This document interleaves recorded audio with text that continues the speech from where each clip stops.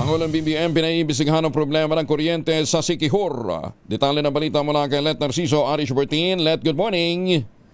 Ipinatawag ni Pangulong Ferdinand Marcos Jr. ang mga opisyal ng Department of Energy sa harap ng dinaranas na aberya sa supply ng kuryente sa Siquijor. Sa press briefing, sinabi ni Palace Press Officer Claire Castro na pinaiimbestigahan ng Pangulo ang Siquijor Island Power Cooperative.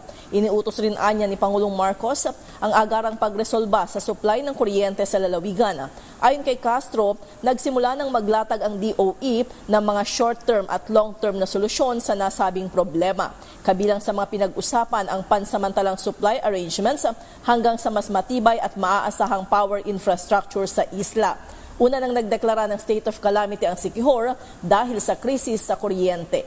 Ito si Let Narciso para sa DZRH. Una sa Pilipinas, una sa Pilipino. Maraming salamat, Let.